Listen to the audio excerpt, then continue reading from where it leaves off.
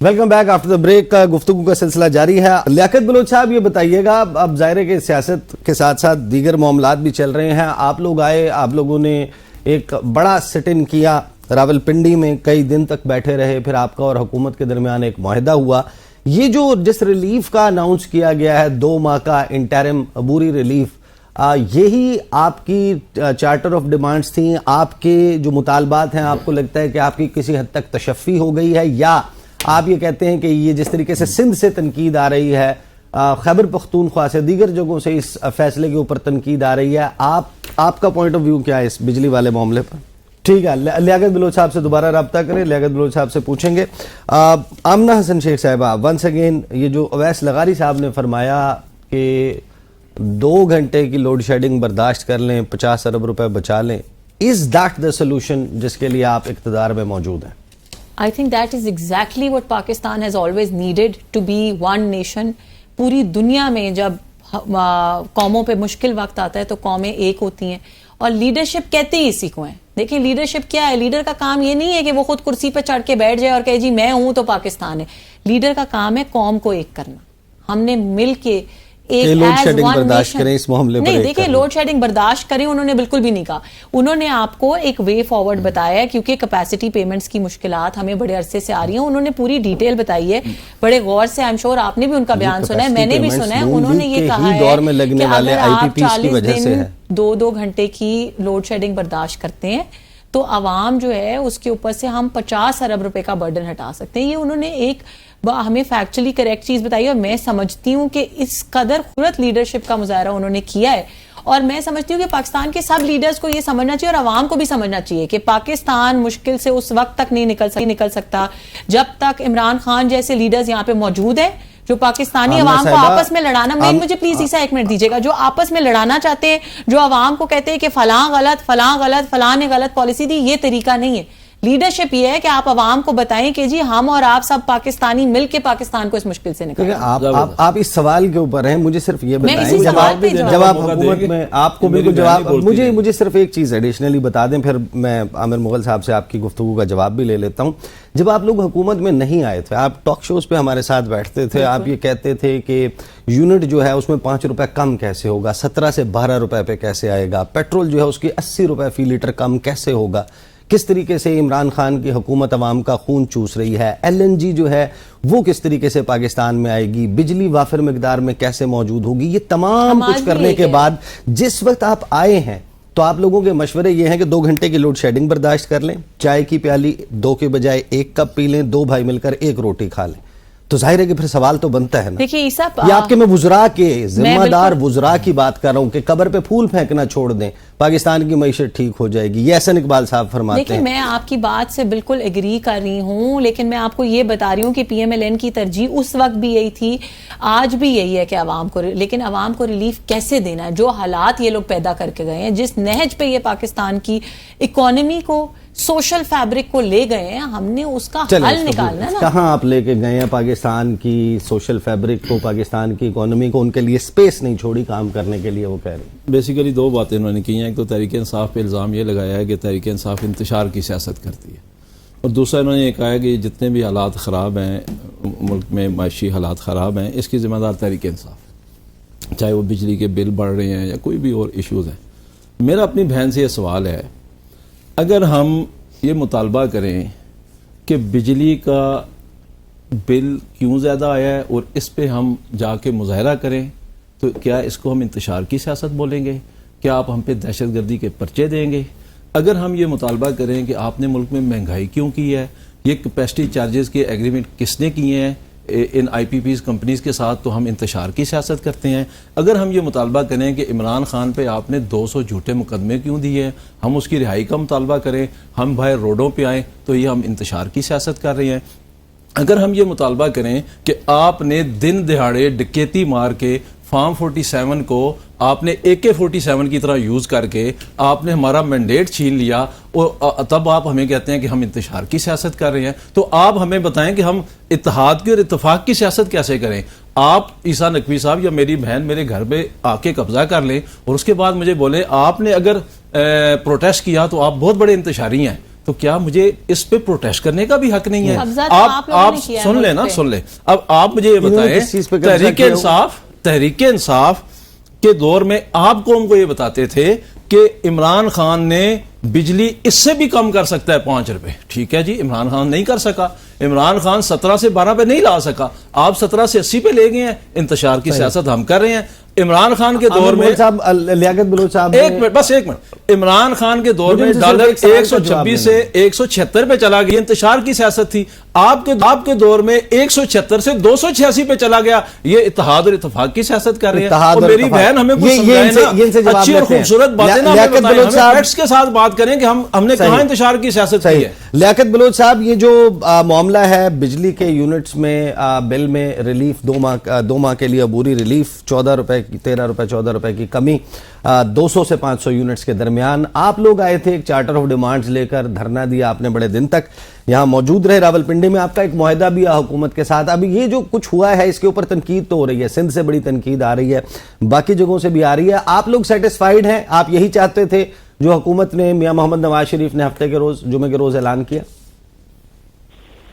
جی بسم اللہ الرحمن، بہت شکریہ. دیکھیں، ہمارے جو ڈیمانڈز ہیں وہ تو بالکل واضح تھی، اور ہم نے بالکل ڈکلیئرڈ ہمارا ایک سٹانس تھا کہ ہم یہاں کسی ذاتی مفاد کے لیے یا پارٹی ایجنڈے کے لیے نہیں آئے، بلکہ عوام کی ریلیف کے لیے آئے ہیں. اور وہ یہی تھا کہ بھی لوگوں کے لیے اب بجلی کے بل ادا کرنا ممکن نہیں ہے، اور مہنگی جو پیٹرول ہے اس کے لیویز اور ٹیکسز ہیں یہ قابل برداشت نہیں ہے. تنخواہ دار طبقے پہ جو ٹیکسوں کا بوجھ بڑھ گیا ہے. پھر اسی طرح جو آئی پی پیز کا ایک اندھا کنواں ہے کہ جس میں پورا چیزیں غرق ہوتی چلی جا رہی ہیں.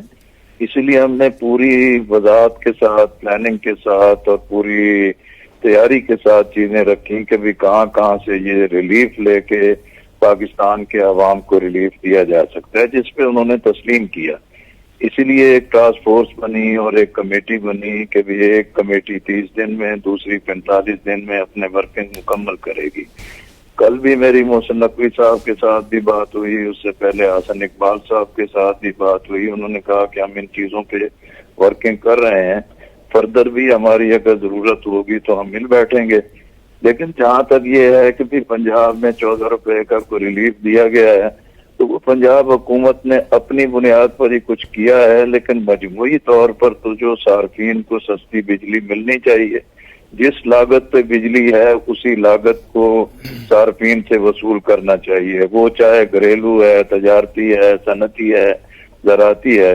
ہمارا سیٹسفیکشن تو اسی وقت ہوگی کہ جب ان چیزوں کی بنیاد پر اگر آپ کے مطالبات پورے نہیں ہوتے تو پھر آپ کا کیا لاہ عمل ہوگا؟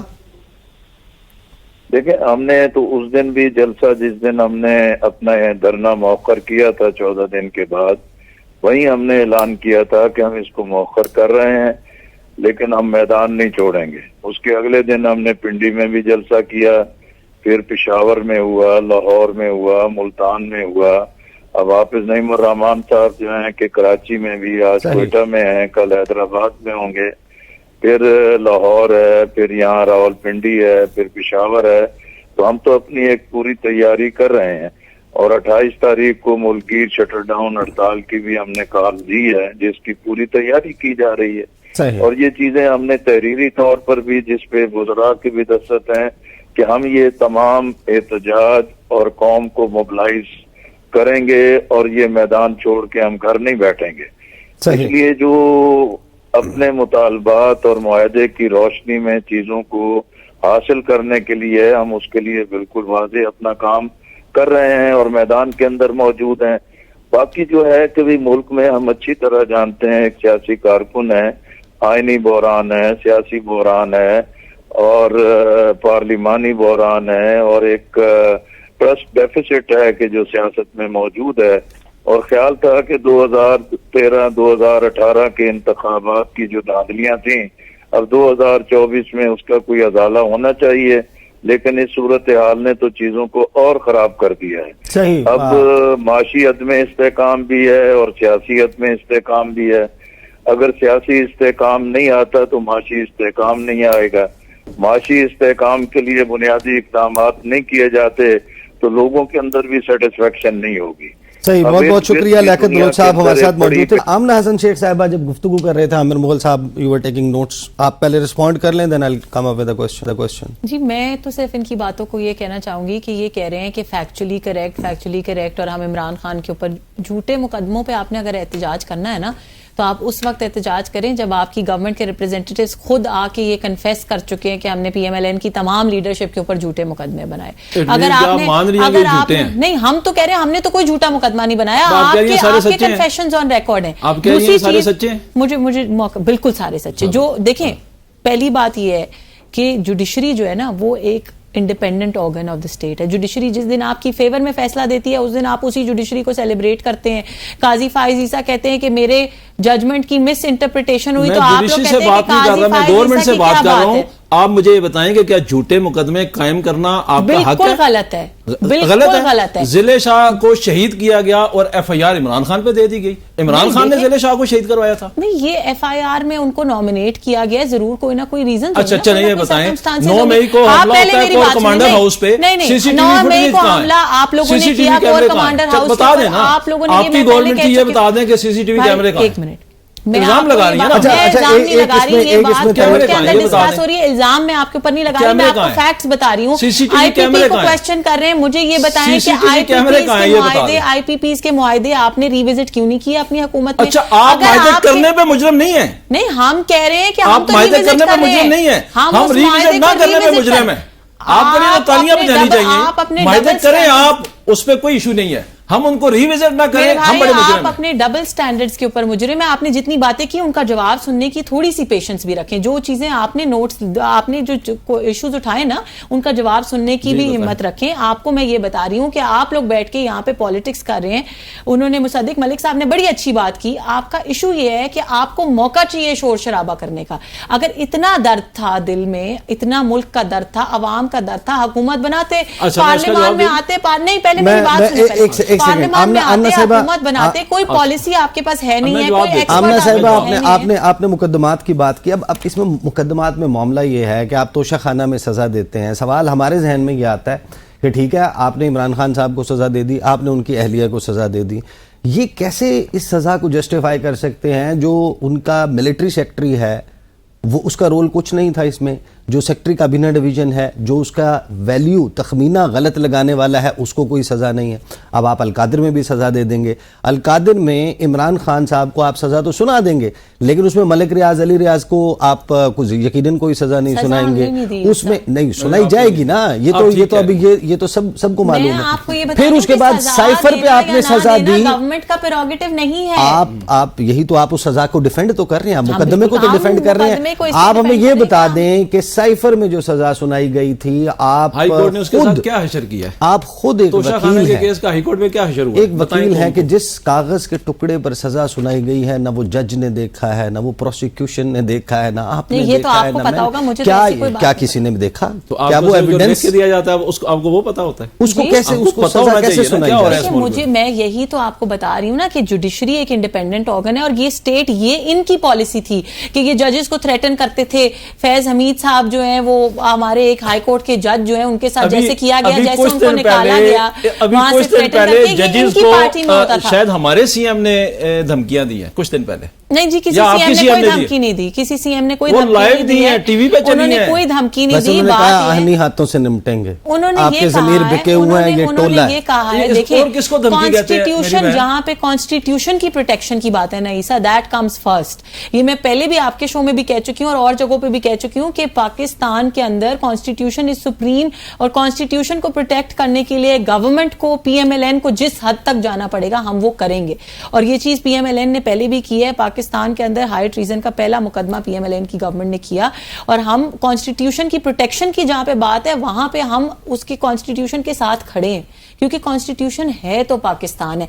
हम नहीं कहते कि नवाज शरीफ है तो पाकिस्तान है, हम नहीं कहते कि कोई और है. काली बेड़े कहते हैं, आप जजों को बिके हुए तो हम कह रहे हैं जो भले वो जज हो, भले वो सियासतदान हो, जो कॉन्स्टिट्यूशन के खिलाफ है, जो पाकिस्तान के बर्बाद करना चाहते हैं, वो मुसद्दिक मलिक साहब ने आग लगाना चाहते हैं ये मुल्क को. मेरी बहन ने भी बात की. अच्छा, सबसे पहले तो मुसद्दिक साहब ने बहुत बड़ा झूठ बोला है कौम के साथ. ये कहते हैं कि तहरीक इंसाफ गवर्नमेंट नहीं बनाना चाहती थी. भाई हमने किस दिन कहा हम गवर्नमेंट नहीं बनाना चाहते? ہم نے تو جیسی رزلٹ آئے الیکشن ہوا ہم نے اناؤنس کیا کہ تحریک انصاف کو یا عمران خان کو تمام تر ظلم و ستم کے باوجود عوام نے مینڈیٹ دیا ہے, ہمیں ہمارا مینڈیٹ دیں, ہم حکومت بنائیں گے. اب یہ کیا چاہتے ہیں کہ آپ نے ہمارا مینڈیٹ لوٹ لیا بندوق کی نوک پہ دن دہاڑے. 9 فروری کو 8 فروری کو ہم جیتے, 9 فروری کو آپ نے ہمارا مینڈیٹ لوٹ لیا. اب یہ کہتے ہیں کہ ہم نے آپ کی ایک ٹانگ کاٹ دی ہے, ہم آپ کو ایک بیساکھی دیتے ہیں پیپلز پارٹی کی, آپ اس کے ساتھ چلنا شروع کر دیں. تو آپ ہمیں لنگڑا کر کے چلانا چاہتے ہیں, ہماری ٹانگ کاٹ کے, کہ تاکہ جس وقت آپ کا دل کرے آپ ہم سے بیساکھی چھین لیں. جب ہمیں عوام نے مینڈیٹ دیا ہے, ہمیں عوام نے 2/3 اکثریت دیا, تو ہم پیپلز پارٹی کے ساتھ کیوں مل کے بیٹھ کے حکومت بنائیں؟ اور ہم نے کس دن انکار کیا؟ کوئی ایک بیان دکھا دیں ہماری لیڈرشپ کا. خان صاحب تو چلے جیل میں تھے, ہم نے کس دن کہا ہے کہ ہم حکومت نہیں بنانا چاہتے؟ لیکن یہ چاہتے تھے کہ ہمیں 180 میں سے 90 سیٹیں آپ نے لوٹ لی ہماری, اور 90 سیٹیں لوٹ کے آپ کہتے ہیں اب آپ پیپل پارٹی کے ساتھ مل کے حکومت بنائیں تاکہ ایک ہماری ٹانگ کاٹ کے آپ ہمیں ایک بیساکھی دیں, اور جس وقت آپ کا دل کرے آپ ہم سے وہ بیساکھی چھین لیں. یہی تو ہمارا رونا ہے پہلے دن سے. ہم تو سپریم کورٹ میں گئے ہیں, حکومت چلانے کی صلاحیت ہے. یہ تو آپ کہہ رہی ہیں نا میری بہن, جی ہم کرونا میں بھی اس معیشت کو چلا کے دکھا چکے ہیں, ہم کرونا میں بھی اس کو 6.2 پہ لا کے دکھا چکے ہیں, اور آپ کہہ رہی ہیں ہم حکومت نہیں چلا سکتے. IMF کے ساتھ جو ڈیلز آپ توڑ کے گئے نا, جو آپ ملک کے ساتھ ملک کے اوپر حملہ کر کے گئے صرف اس لیے کہ خان صاحب کو اپنی کرسی بچانی تھی, اور خان صاحب کو یہ ڈیسائیڈ کرنا تھا اور یہ شو کرانا تھا اپنی.